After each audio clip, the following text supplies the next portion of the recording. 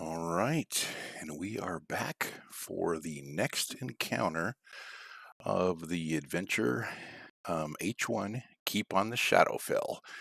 And this one here, we are now at encounter A4, the burial site. So, what's been going on here is the heroes have cleared out the kobolds that have been kind of raiding people on the King's Road and on various other places there. Again, establishing their own little stronghold there. They've cleaned out their lair and they've gone back to town. And at town, they have found out that one of their friends, kind of like a mentor, Dalvin Stahl, has been missing. And his wife informed them, the party, that he's been missing. He was out looking for some ancient dragon bones. So the adventurers kind of go out and trace their steps and finally make it to this burial site. And then it says basically, as the PCs arrive, just as Agrid and her men, which Agrid is a gnome. What is she called? She is a gnome sulk, I think it is. Yep, gnome sulk.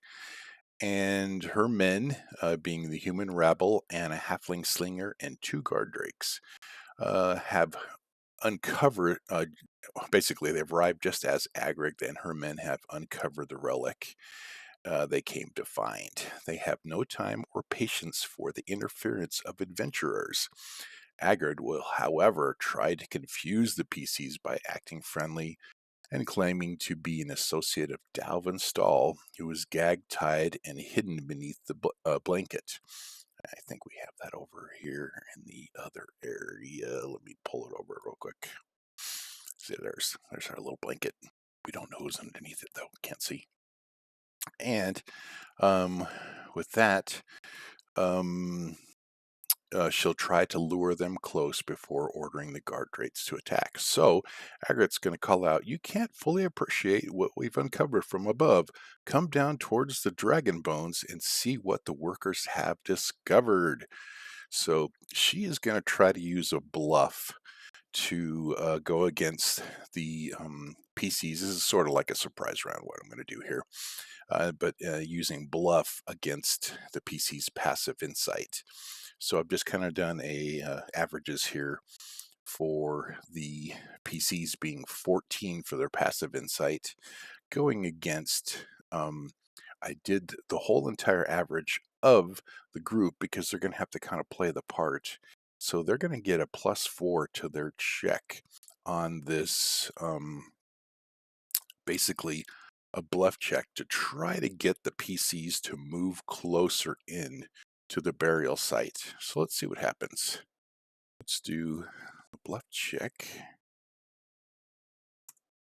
And basically, the group that's checking is the monsters.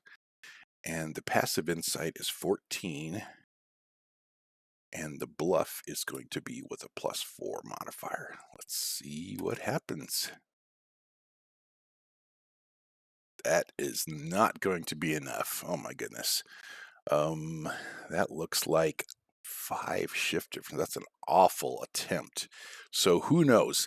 Maybe the the human rabble or something kind of start chuckling or something, and they kind of give away the bluff that Agrid is trying to do here, and the PCs are not going to fall for this trap and move closer. So I think at that point, I've already rolled initiative. I think we just need to get into it here and go for round 1 and start from there. So with that, I think the group, being well traveled and dealing with these, kobolds recently, are not going to fall for that, and they are going to go ahead and just attack. So let's go into it. Round 1 of combat. First one up, Skylar.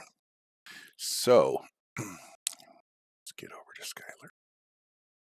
I think what I'm going to have her do is do her, let's have her move first. Speed is 6. So I'm going to have her go. Let's get the map over just a little bit so we can see a little bit here in the background. I'm going to have her go 1, 2, 3, 4, and 5.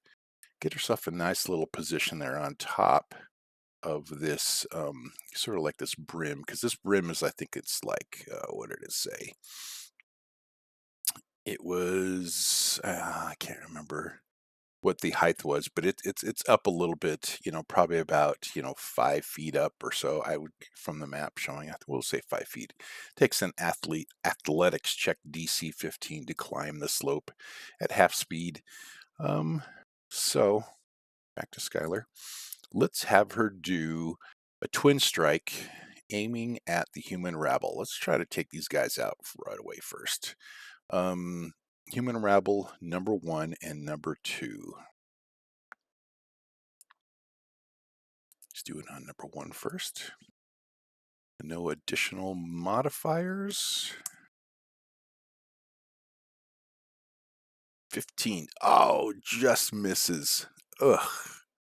I guess we could use her heroic effort, but I don't think it's time yet to do that.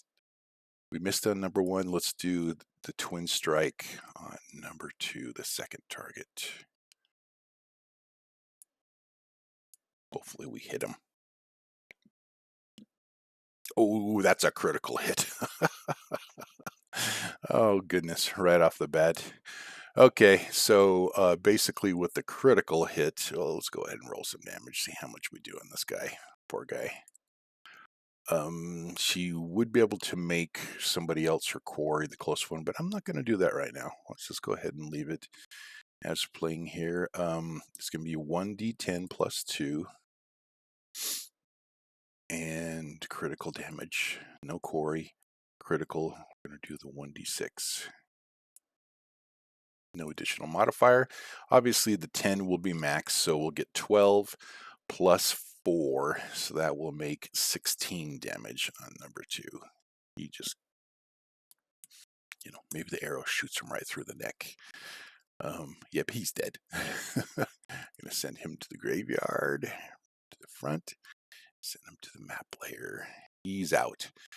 All right. And number 1 just got away just a bit. If we would have rolled that 6, it would have been so much nicer. But I'm not going to use the heroic effort this time right now. At that point, I think I'm going to have her action point. I think we want to try to take these guys out. My question is, does she have line of sight on from the corner from on number 3? Yep, she's got pretty much 2 corners. Doesn't have these 2 corners, but she's got here, so she can kind of see him from her corner there. So we're gonna go ahead. Let's have her action point. She used her 1 action point here, and we're gonna do it again. Twin strike on number 3 and then number 4. See if we can take these guys out. Okay, let's do number 3 first. No additional modifiers. And that's going to be a miss. Oh, she's missing on that first shot. Let's try number 4. No additional modifiers. That's going to be a hit. Okay, so we'll just do some regular damage onto him. It'll be the 1d10 plus 2. No quarry and no critical. So real low damage, but still enough to take out a minion. -4, and he will be out. So at least we got a few out. And that H4 was up next too, by the way. So it's kind of nice. All right, let's bring him to the front, throw him to the map layer. He is dead. He's out. Okay. She still does have a miner. She could use it to quarry the nearest creature, which would be number 2. Yeah, but she's wanting to really get those 2 human rabble that she missed. But they'll get a chance to go later. Maybe Mira can drop them out. HR1 will be able to go. Let's see. What do we want her to do? Let's leave it at that. I'm not going to do a miner right now. I'm not going to quarry. I guess she could, and then she could re-quarry again in the next round. But let's see what happens. Moving on from Skylar on to Andor. All right. Mr. Andor. What do we want to do? Guess I should make sure that the human rabble don't have anything that goes off. They get a +2 power bonus to all defenses while adjacent to 2 or more allies. Well, they're not adjacent to anybody, so they didn't get that +2 bonus. I could have actually probably made this one miss if they were adjacent, but they're not. They're just starting. So, back to Andor. You know, I think we get him in there with a sly flourish. We got to take these guard drakes out. They are some pretty heavy hitters. I think they're brutes. Let's find out. Yeah, they are brutes. They hit hard. They're going to get a 1d10 plus 9 while the Drake is within 2 squares of an ally. Within 2 squares, they're going to get that heavy hitting damage. So, this ought to be pretty interesting. But at this moment, since this is first strike, meaning that no other combatants haven't taken a turn yet besides Skylar, Andor has combat advantage against the first creature that he attacks in this round. So I think I'm going to have him go for Guard Drake number 2. So let's have him. He's got a speed of 6. I know he's got his tumble where he can shift up to his speed, but I don't want to really use that right now. Let's go ahead and have him go 1, 2, 3, and then 4. I want to get him kind of in that position. Get him over there, and let's have him. Gosh, do I want to throw out the daily? Hit hard while I'm doing this? Yeah, maybe I'm going to. Because this is, they'll probably take another extended rest after this one. But you know what? I'm going to do it. I'm trying to do the most damage I can on this Guard Drake with 48 hit points. Oh boy. Let's do it. Let's do a trick strike. Don't need to pull the miner out to get combat advantage because he already has it. So the combat advantage will be really good for him there. He should be able to, with that combat advantage, he gets, look it up here real quick. He gets a +2 to his attack roll. All right, Perrin didn't get to go yet, so we couldn't get the bless on there. But at least with this first one here, let's try it. Let's do the trick strike, and let's see what happens. Melee on to number 2. Additional modifiers. I'm going to put the +2 for combat advantage there, and let's hope for a critical hit. Ooh, that's definitely a hit, not a critical hit though. But at least we'll get the sneak attack damage. So let's do some damage on here. 3d4 plus 5. Sneak attack damage gets the 2d8, not critical, and no additional damage. 23 damage, good hit. That works. We'll take that. So -23 down to 25. Did he bloody him? 24, 1 away from blooding. Okay, still good, still good. You know what? Do we want an action point at this point too? Maybe we just get the action points out of the way here while he's still got combat advantage to do some serious damage. And then, gosh, if he does a positioning strike, he could slide it 3 squares and then get it away from its allies so it doesn't have that extra damage. I'm thinking that's a good idea. So let's action point. Used it up. And I'm going to try a positioning strike onto number 2 with his action point. Let's see what happens. He's going to get the +2 because he's got combat advantage against him. See what happens.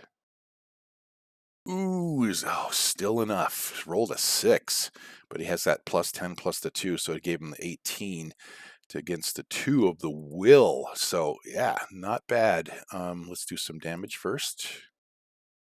1d4 plus 5. And he does get a sneak attack damage there too.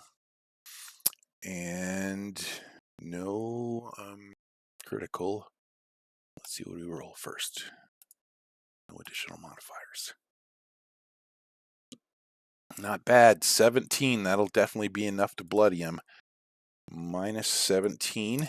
And on top of that, you can slide the target 3 squares. 1, 2, and 3. That gets him 2 squares away from.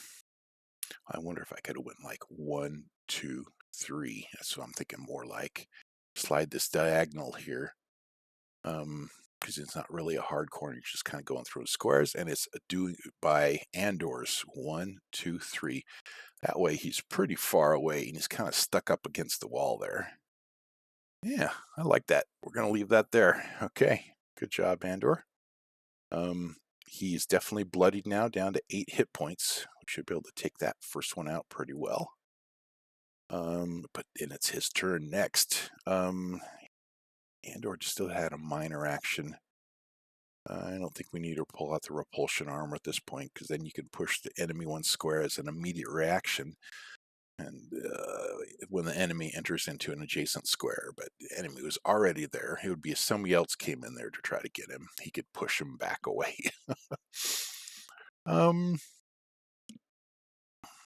know what? Do we want to do that? As this minor action?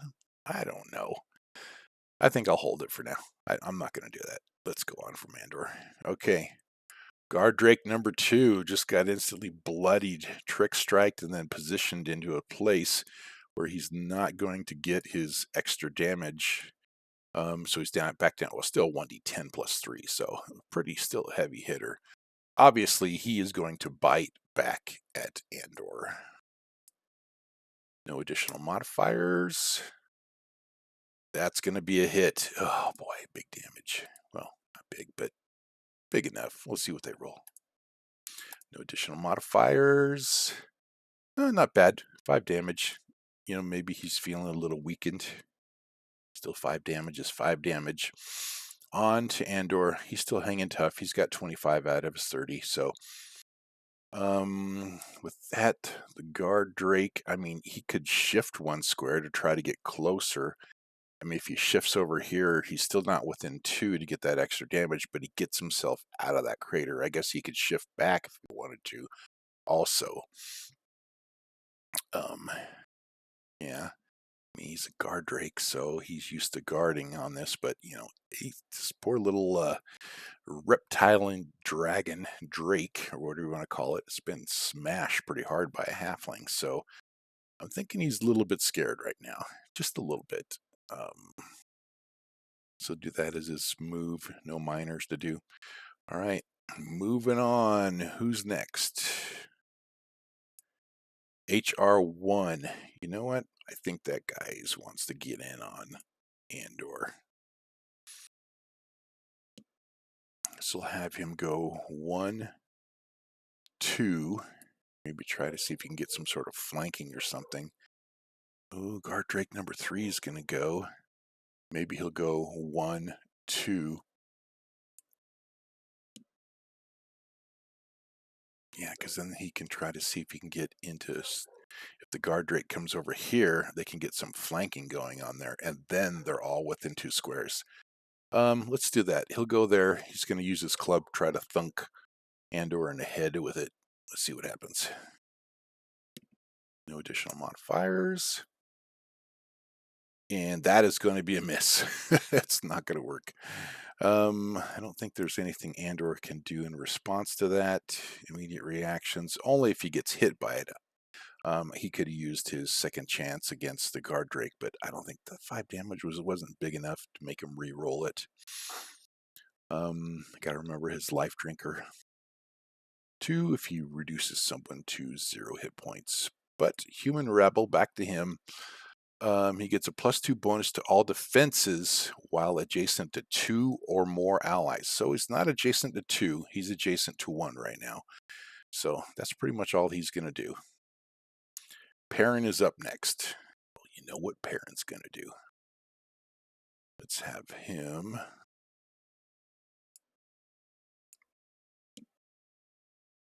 He's got a speed of 5. So let's have him go 1, 2, 3, 4, 5. Get him right up into there. And then he's going to cast Bless as a minor action. So basically, close burst 20, you and each ally in the burst. Each target gains a +1 bonus to attack rolls until the end of the encounter. There we go. So I'm going to mark that with the double swords. Or the triple swords, whatever you want to call it. Let's get the map over to get Skylar. And that includes Perrin himself. And Mira. And Harbrick. So just put the swords on them to indicate for the +1 to their attack rolls. That could have come in real handy for Skylar against the rabble. That would have helped get her at least on number 1 to take him out. But, you know, Perrin didn't roll the greatest initiative. Okay, that's his minor action. He used his move. He's still got a standard. You know, he could probably take out that guard drake so we don't get this heavy damage, and then maybe give, but it's got it, the +2 goes against the target, so maybe we Sacred Flame. You know, I'd still like to use that damage. I mean, because he's got to do at least 8 to kill it. What else is there?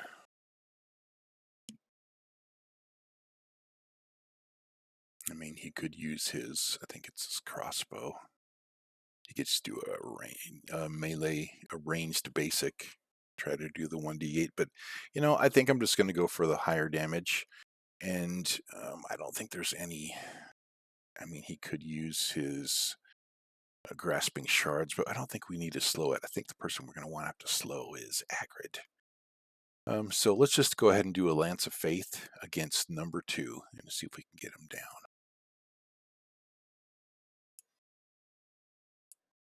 And he's going to get the additional +1.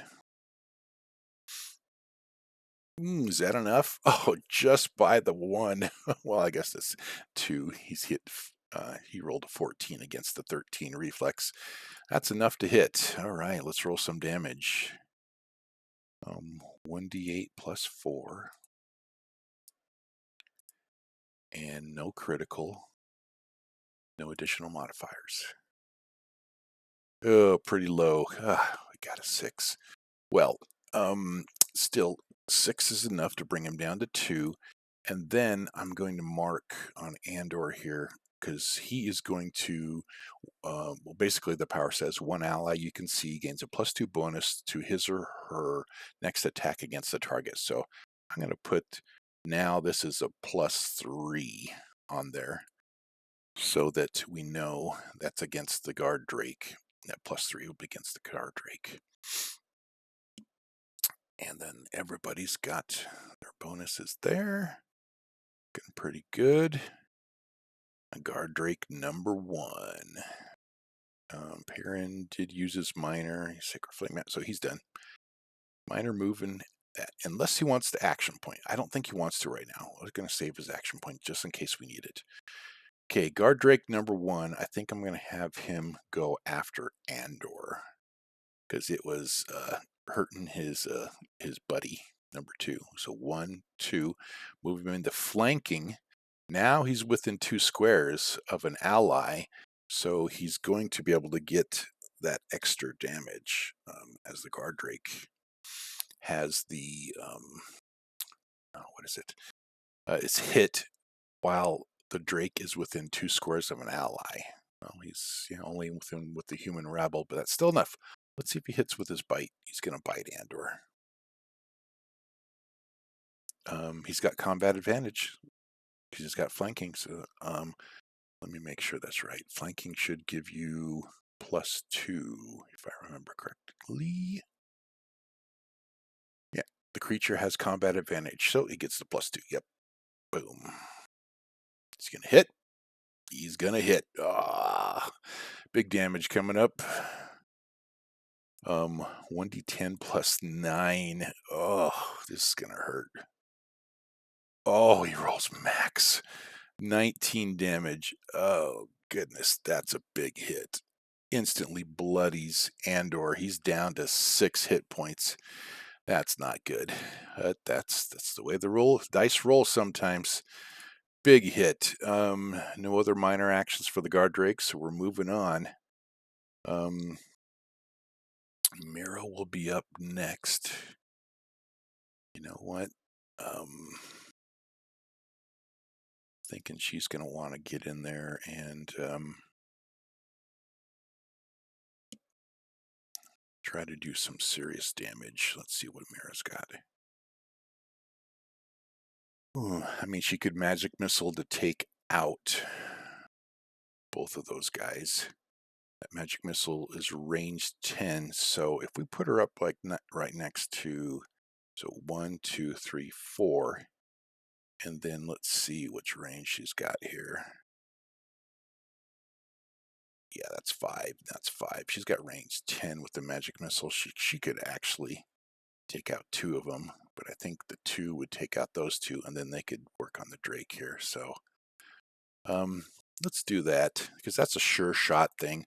Basically, with the magic missile, we'll go against the guard drake first. Damage modifiers, nothing really additional. So 9 damage will be enough. And, oh, what was that power I had to use? Yeah, I'm sorry. There was something else we had to use to make this dual attack happen. Use this power when you cast magic missile. Target 1 or 2 creatures when you with the attack. No target could be more than 5 squares away from the other. So she's using a free action to use her Staff of Magic Missile power, and then she'll do the magic missile as a standard action, because that is a free action to make that happen. So, and then she's targeting 2 creatures. The second one is going to be the human rabble. Obviously, roll it against him. Still going to be no additional modifiers, because it's an auto hit, so it's 9 damage. So both of them are now to the graveyard. So let's front and to the token layer. Seeing that Andor's kind of in a little bit of trouble. Front, get the X on him, send to the map layer. Okay, and they're out.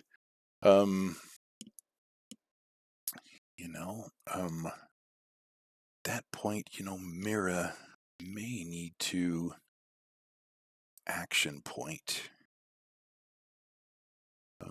She still has a minor at the moment. She really doesn't have minors that she can do.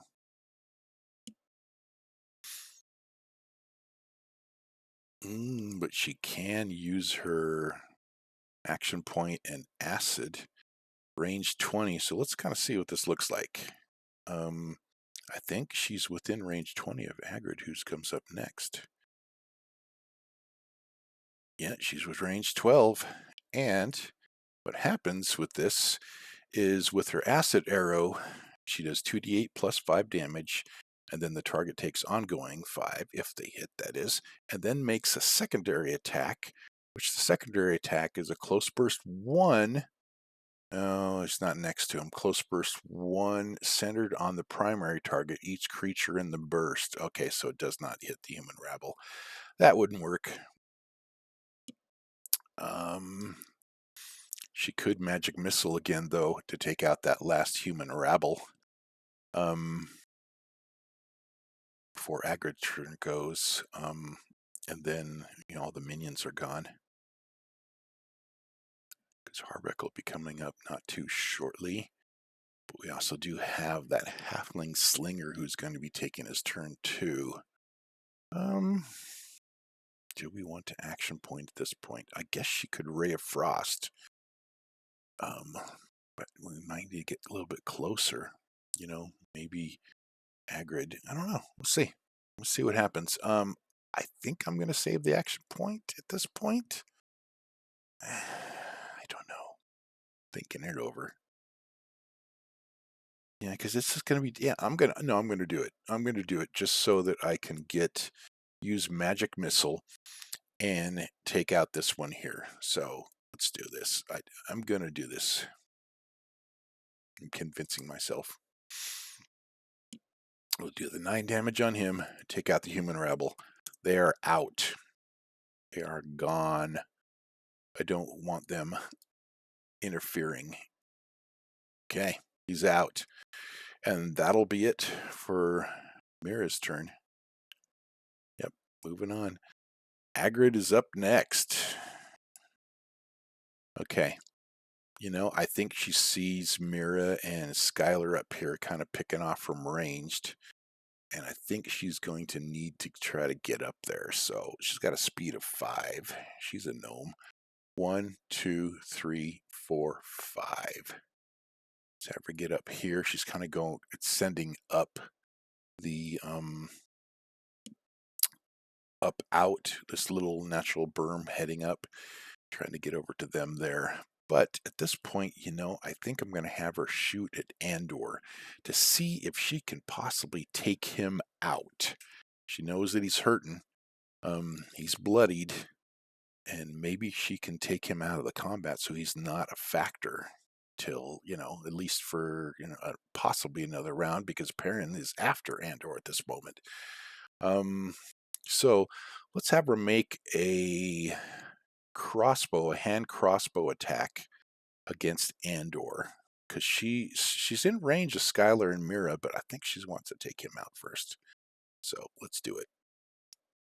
No additional. Will it hit? 20 is enough to hit. Oh, goodness. Maybe we are. Let's see what happens. 1d6 plus 3. No critical. No additional modifiers. Is it enough? That is enough. Okay. Andor falls again. -9. He is now unconscious. So he's now dying, basically. Put skull and crossbows on him. I'm going to go ahead, and he's still blessed. I'm going to take that off, put it back on. He is dying. So on his turn, he'll have to make a saving throw. This ought to be pretty interesting. This is the second time we've had Andor dropping down, but we'll figure it out. The gnome takes the opportunity, seeing that the halfling's hurt by the guard drakes, especially guard drake number 1, hitting it pretty hard. So with that, we'll go ahead and move on from there. Okay. Let's see here. Andor's down. She's there. Nothing really else she can do in immediate reaction. So I think we'll move on. Halfling Slinger will be up next. Let's pull him up. Let's see what he's got. Now that the halfling's down, maybe he can get into range. I'm not sure. He's got a speed of 6, so he's a little fast little guy. 1, 2, 3, 4. And notice I'm going in and out of train. 5 and 6. So let's get him over to there. So he's kind of in the whole combat here now, at least in the area. Now, who does he have in range? Let's find out. Because he's got a range on his sling of 10 to 12, or 10 pretty much. So from his corner here, he can hit Perrin. He's out of range of there, so he can hit the healer. Let's have him try to do that. Can tell that he's a cleric and possible healing powers, and does not want him to have to raise that nasty little halfling. Well, not really raise him, but heal him. So let's do his sling attack against Perrin. No additional modifiers. That's not going to be enough to hit. He still does have a minor. He hasn't been hit by attack.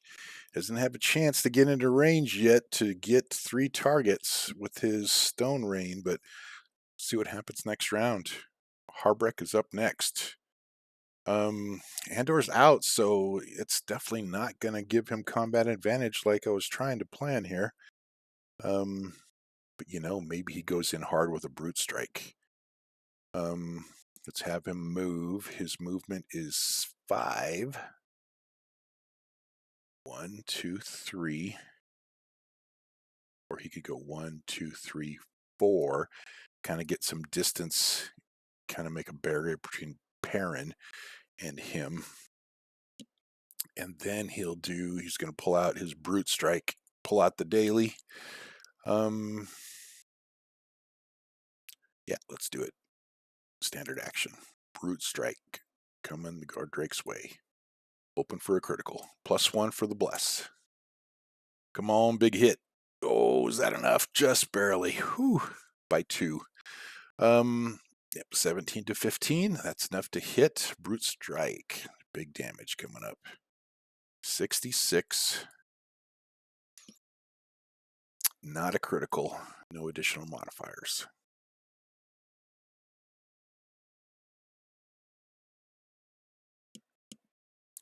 31 damage. Ooh, a couple 6s in there and a 5. Not bad.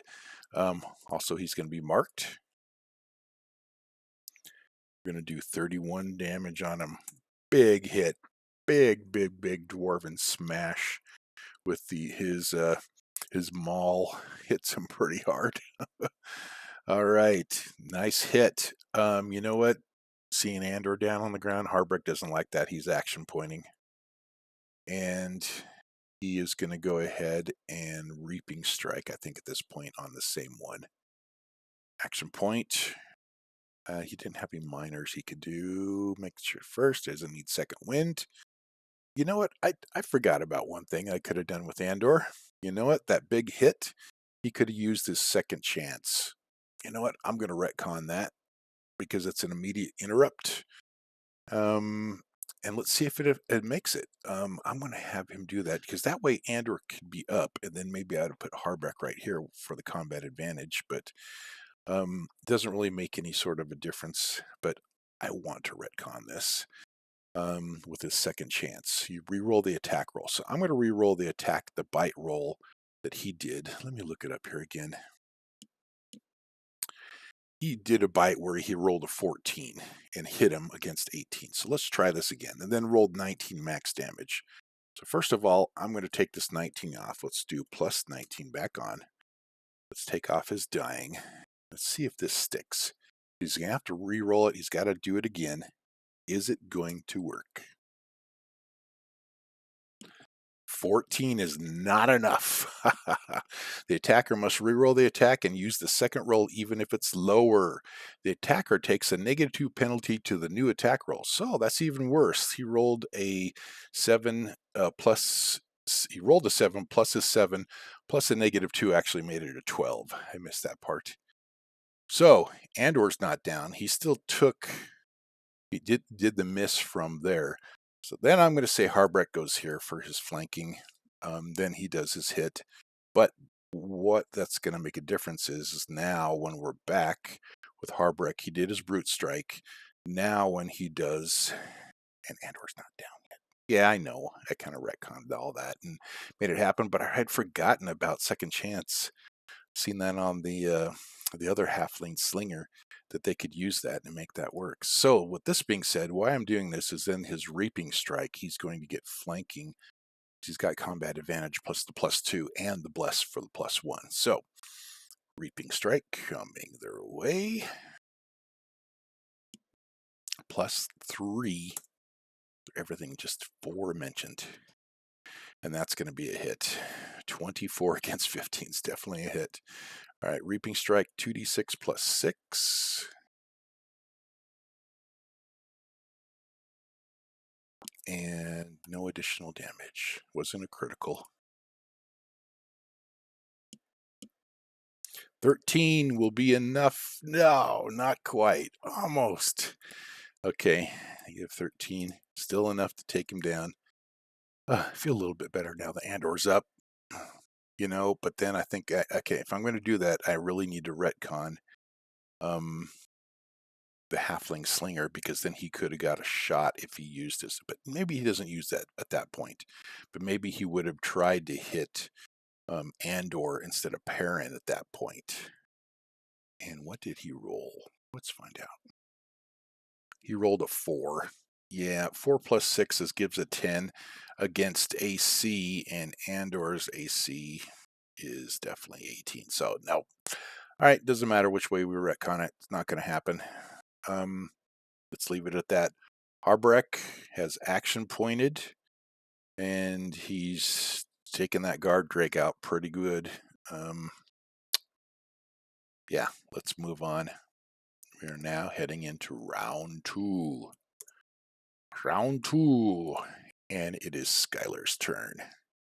You know, I think she's going to be beaming in on Agrid right now.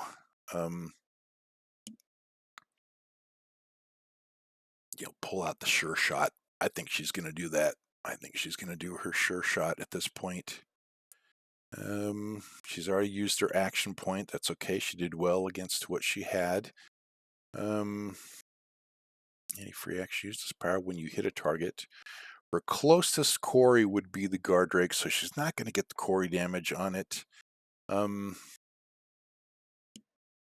Use this power when you... Okay, so I'm looking at quick weapon power. Use this power when you hit a target with this weapon. Make a basic attack with this weapon against a target of your choice. I don't know what that means. Make a basic attack with this weapon against a target. Oh, so she could do it. Use this power when you hit. She is using quick longbow. Huh.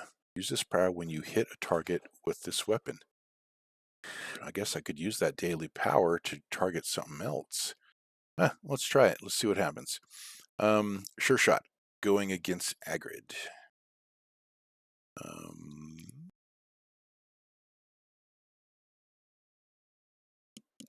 +1 for the bless. Ooh, 29 is definitely a hit. Nice. Okay, big damage coming up here, hopefully. 3d10 +7. You can re-roll each dice once, but must use the second result. Well, let's try and see. See what we got here. No Quarry. No critical. No additional modifiers. Ooh, I can re-roll that 10. I mean, that 1. Let's try to roll. Let's re-roll that 10. Okay, that's better than 1. We got the 1 again. 21 damage. All right. All right. Used it. No extra on there. Still 21 damage on Agrid. That's a big hit. That's going to bloody her. Let's take a look and see. Yep, 17 bloodied, and she's now down to 13. Big hit. Big hit from Skylar. Now what I think we'll do is use her quick weapon power, her daily power, and use this power when you hit a target with this weapon, which we did. We hit Agrid.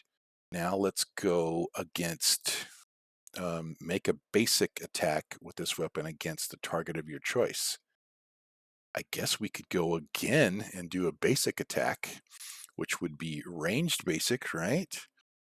And do Agrid again, because it's a target of your choice. So let's take her out. Ranged basic against Agrid. +1 for the bless. That's a critical hit. Oh my goodness. That is going to be 17 damage. We got to roll it though. Let's roll it here. 1d10 +7. Good time for a critical. Definitely not Hunter's Quarry, but the critical damage, which is going to be the 1d6 from the range basic. No additional modifiers. So we got to max out the 10. So that's going to be 17 plus the 1, which will be 18 damage, which will be enough to take out Agrid. But I want to make sure I do this right here.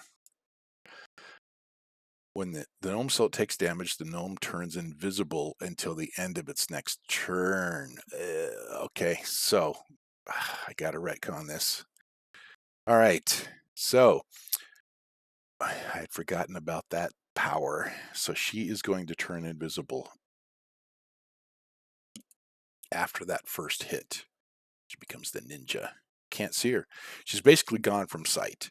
So Skylar would not be able to use that that critical hit against her for the range basic because she's now invisible. She doesn't know where she's at. Let's see what the rules say about invisibility or hidden invisible. A creature is invisible. It has several advantages against creatures that can't see it. It has total concealment against them. It doesn't provoke opportunity attacks from them, and they grant combat advantage to it. Okay, so being invisible, it also has total concealment. Let's see what total concealment says. Or is it just under concealment? There it is. Okay, degrees of concealment. Total concealment, -5 penalty to attack roll, and the attacker takes a -5 penalty to melee or ranged attacks against the target. So, what we could say here, and I'm gonna go with this, is that Skylar aimed her second ranged basic attack in the area where the gnome sulk was because it didn't move when she shot again using her that power, make a basic attack, basically the quick weapon power, make a basic attack with this weapon against the target of your choice. Well, she wants to shoot again. She wants to hit Agrid. Well, even with the -5 penalty, it's going to turn it down to a 26, which is still enough to hit Agrid, and it's still a critical hit because you rolled the 20. So we're still keeping it in play, and that is going to be 17, 18 damage. And then what's going to happen? Well, we already rolled it, so I'll just put it on there. Doing this. So Agrid will come out of invisibility just enough time to drop to the ground dead. Not bad. Yeah, because I knew there was a -5 penalty. So Skylar would know the area that she just shot at with her sure shot. And now making the main ranged basic attack, she was able to pick him off. Nice. All right. We got a guard drake and we got a halfling slinger left. You know, maybe that halfling slinger is going to try to get the heck out of Dodge. Agrid's down. Let's see what happens. Skylar is done. She still does have a move action, so maybe I'm going to have her kind of go along the edge here and go one. Well, what's her speed here? Let's find out. 6. 1, 2, 3, 4.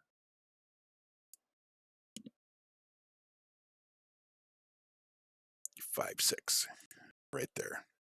She's homing in on that halfling slinger.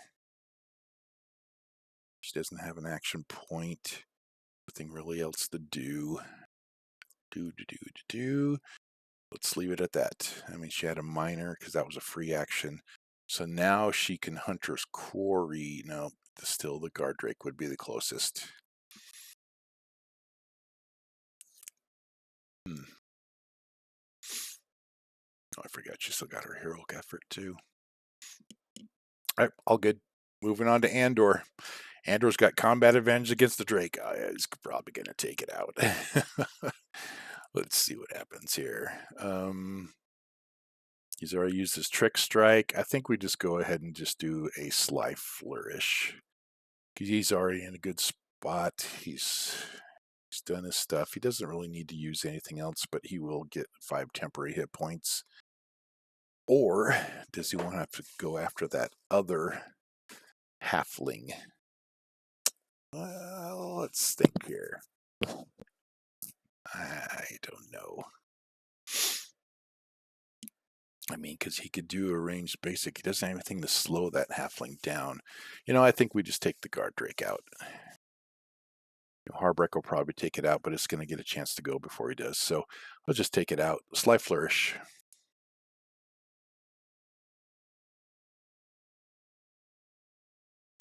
+1 for the bless. Oh, missed. He missed. Oh, wait. He's got combat advantage. Sorry. There needed to be a +3 on there. So 2 more will actually make it hit. +1 for the bless, +2 for the combat advantage. That'll make it a 16 against the 15. That's a hit. We're getting my own stuff here. And Sly Flourish will be 1d4 +8. He has combat advantage, so he's going to get a sneak attack damage. Not critical. 21 damage. That will be enough to do him in. And on top of that, life drinker weapon, you drop an enemy to 0 hit points with this melee attack. With a melee attack made with this weapon, you gain 5 temporary hit points. Put him up 5. Okay. And he's no longer marked by Harbreck. I'm sure Harbreck was, I had him. He was mine. That only counts as 1. And Andor's got a movement of 6. He could tumble on over there, shift his speed, move action. I'm just going to have him move 6. He's going after the halfling. 1, 2, 3, 4, 5. Oh, he can't make it. He was here. So 1, 2, 3, 4, 5, 6. It's like coming after you. You're not getting away. All right. On to Perrin. Andrew's just kind of running off with all his stuff going on there, but let's get Perrin. I think it's about time he uses a healing word. Let's have him move his speed first to 5. 1, 2, 3, 4, 5. To kind of get up around there. Or maybe we'll just put him down here, 5. And then let's have him do a healing word as a minor action. And he's going to do it close burst 5. He's going to target you or an ally in the burst. He's going to do it on Andor.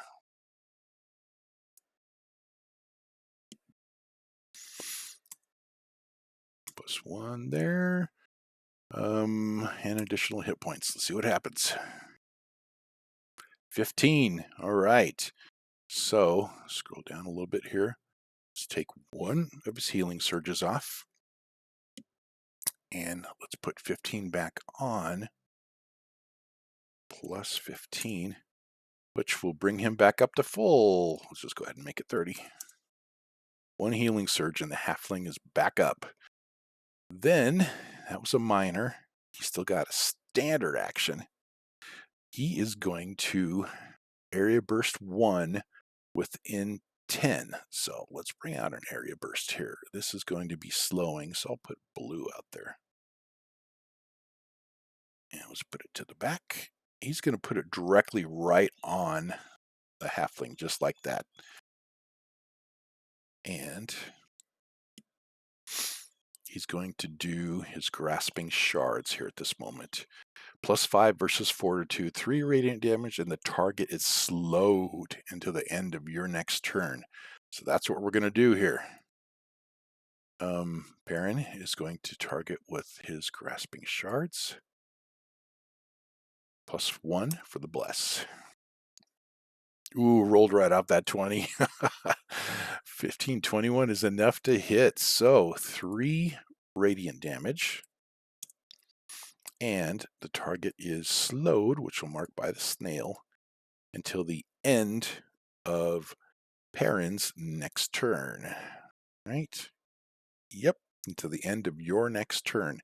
Okay, so he is slowed until Perrin's turn. Not too bad there, Perrin. That's everything he's got. Moving on. Mira. Mira's up next. Let's have her go. Is her movement 6? 1, 2, 3, 4, 5, and 6. Let's get her up here. Everybody's up over here. Harbeck's like, everybody's leaving. Let's just bring the map down here. It's up top in the thin part of the map. Okay. And what can we have her do? He's slowed. Let's go ahead and take this away. Put the slinger back. And Mira, I mean, she could just magic missile again. There's really nothing else to do. She can't really use her acid arrow because there's not a secondary target. She's already used her Staff of Magic Missile. She doesn't need to do anything. She hasn't been hit. Just like cleaning house here. Ray of Frost is slowing. And it would be the end of her next turn.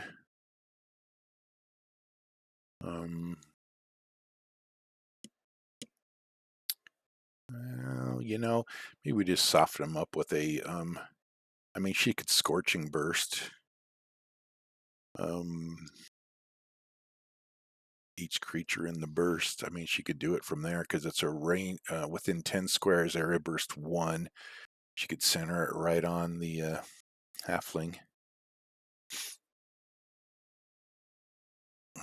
She gets a +2 bonus to her destructive wizardry if she hits 2 or more creatures.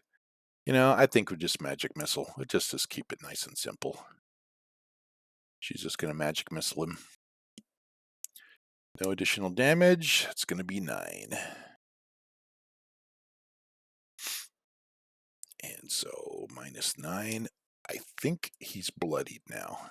Let's take a look. Yep, 11 would have been bloodied, and he's now sitting at 10. Okay. Not bad, Mira. Does she still have her action point? Nope, she's used it. Nothing really else she can do. She's just like shooting off magic missiles left and right here.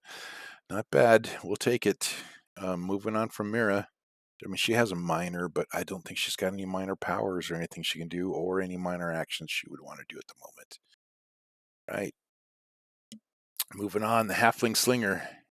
He's like, I'm getting out of here. He's slowed. So his movement, I think, becomes 2 with that. Let's see here. Yep, becomes 2. So he's going to try to move around the stuff here to get as further away as he can. So 1, then 2. At that point, I think he'll be able to get off his stone rain shot. We're going to have him do that, where he's going to make a 3 sling attacks, each with a -2 penalty. We'll do his first one will be on Andor. -2. 17 is a miss. Oh, I forgot he could also make the people re-roll stuff. You know, I retconned it for Andor. You know, maybe I should retcon it for, when did he get hit? He can't do the Mira one, but he can do the Perrin one. For his, what did he attack him with? Did I roll Healing Strike? I did. That's not right. I rolled a 15. Let's go look at this again. I got to retcon all this. I was going to have him do, no, he did a Grasping Shards, not that. So Grasping Shards is a +5 against Fortitude. That's the same thing, but it's against the Fortitude of the Halfling Slinger, which is 12, which is still a hit. Okay, so we did the 3 radiant damage. I know that I did that right, but let's retcon this so that the Halfling Slinger can use his second chance, forces him to re-roll, and then I'll have Perrin re-roll his Grasping Shards again. Not his Healing Strike. And he gets the +1 for Bless. Oh, I just got the macro on. That's all it is. Yeah, got Fortitude in there and whatever. He still rolls the same exact thing. So, yep, everything still stands the way it stands. Okay. Good deal. All right. So, Halfling Slinger against Andor misses. The halfling slinger, when hit, the halfling slinger makes 3 sling attacks. So I think we'll have him do his next one against Andor too. It's probably not liking him coming towards him. The -2. That's a hit. Okay, you got a hit in there. 1d6 plus 4.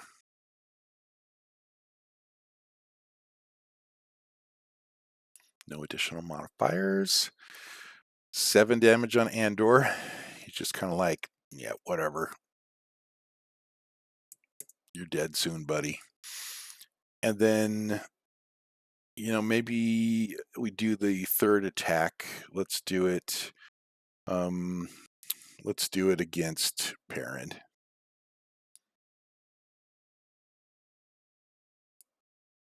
A -2.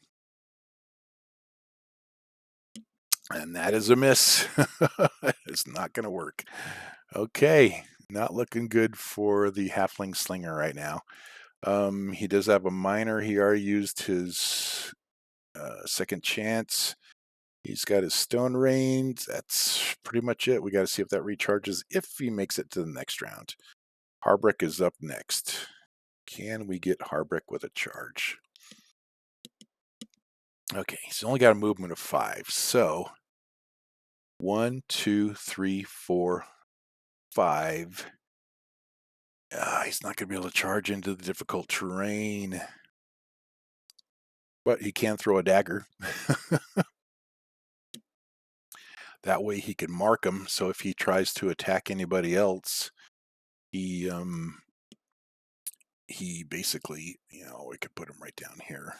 Just get him off the dead guy. We'll do that just so that he can mark him. Because he can't get in for melee, but he can pull out a dagger and throw it real quick. Let's try it. +1 for the bless. And that's a miss. But the good part is he can mark him, whether it's a hit or miss. So if he attacks anybody else, they're going to provoke. All right.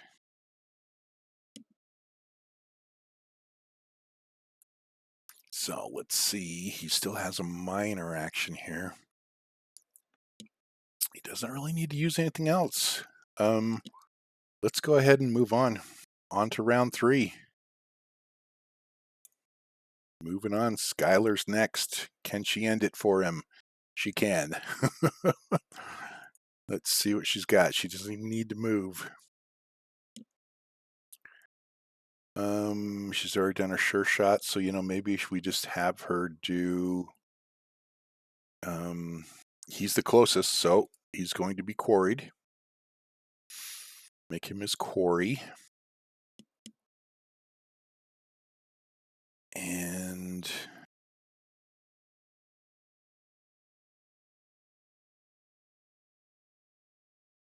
if we fading strike, she could shift 2 squares. Or nimble strike.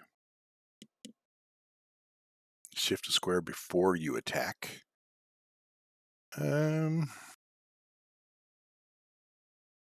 Evasive strike. You can shift 3 squares either before or after the attack. Might as well pull that one out. That's a 2d10. Yeah, we're doing that. Evasive strike. You shift 3 squares. 1, 2, 3. Not difficult terrain. Definitely within range. And let's do an evasive strike versus AC. With the +1 for bless. That's a hit. This could do it. This could do it. 2d10 plus 7.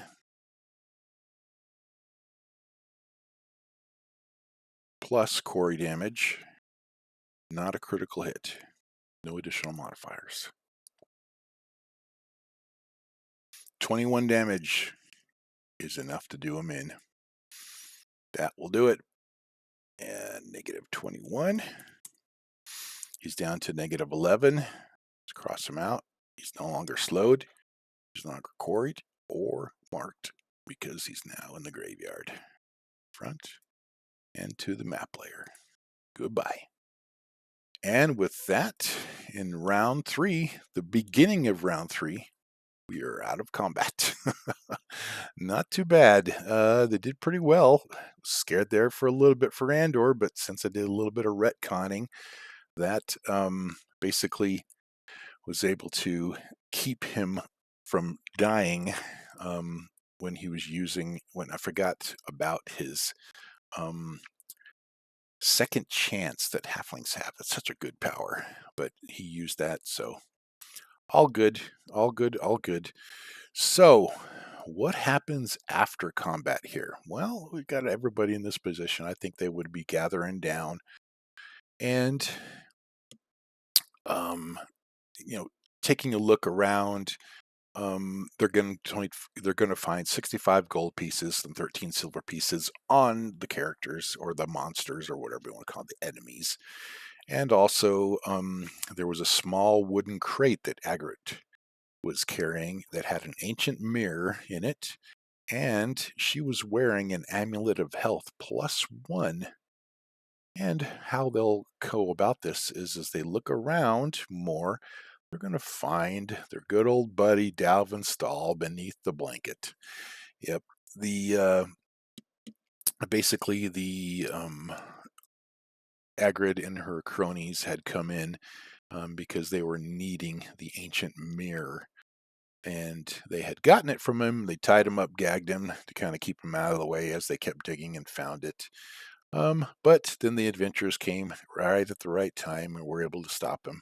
So they're able to get Dalvin taken care of. The amulet of health +1 is his because inside of it, it has a picture of his wife. And so that's how the characters would know that belongs to Dalvin. Well, he offers it to him, but our characters have things better than that right now. They don't need it, and so they're going to say, Dalvin, keep it. You keep it for yourself. We're okay.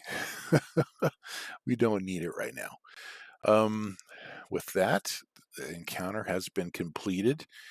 They will have completed the encounter, which gives them all 599 experience points, and also completing the missing mentor hook, which would be another 1250 experience points.